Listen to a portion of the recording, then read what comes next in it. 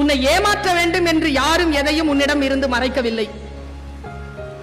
நீ நேசிக்கும் எவரிடமும் யார் குறித்தும் அது யார் என்று கேட்காதே. எவ்வளவு நாளாக தெரியும் என்று கேட்காதே. நீ நேசிப்பவரின் காலர் ஹிஸ்டரியை காட்டச் சொல்லாதே. அவர்களின் இன்பாக்ஸை திருட்டுத்தனமாக திறக்காதே.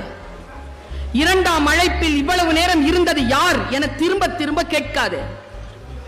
உனக்கு தர மறுத்த சந்திப்பை இன்னொருவருக்கு தருவது ஏன் என முறையிடாது. உன்னை ஏமாற்ற வேண்டும் என்று யாரும் எதையும் மறைக்கவில்லை.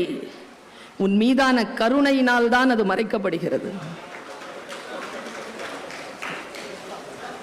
கோவத்துல உங்களுக்கு அப்படியே வந்து விஷம் வச்சு கொன்னுடலாமான்னு தோணுச்சு. உன் இதயம் ஒரு கண்ணாடி கோப்பை போல சிதறாதிருக்கத்தான் அது மறைக்கப்படுகிறது. உண்மைகளுக்கு உன்னை தயார்படுத்திக் கொள்ளவே அது மறுக்கப்படுகிறது. இப்பதான் வருது உண்மை. உடனடியாக அல்லாமல் நீ ஒரு பனிக்கட்டியை போல அவர்கள் வாழ்வில் இருந்து கொஞ்சம் கொஞ்சமாக உருகி மறையட்டுமே என்பதற்காகத்தான் அது மறைக்கப்படுகிறது. இந்த உறவை இன்னும் கொஞ்ச நேரம் நீட்டிக்கலாமே எனும் விருப்பத்தால் தான் அது மறைக்கப்படுகிறது. குற்ற உணர்வினால் தான் அது மறைக்கப்படுகிறது. உன்னை ஒரு ஞாபக சிற்பமாக மாற்ற அவர்களுக்கும் அவகாசம் தேவைப்படுகிறது என்பதனால் அது மறுக்கப்படுகிறது.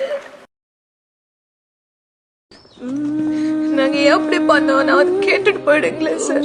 என்ன போய் ஏமாத்த நினைச்சீங்களே, அப்ப உங்களுக்கு எவ்வளவு பெரிய பிரச்சனை விடுங்க. நான் உங்கள் முன் மண்டியிட்டு மன்னிப்பு கேட்டு உங்களை எல்லாரும் நான் கடவுளாக்குகிறேன். நன்றி.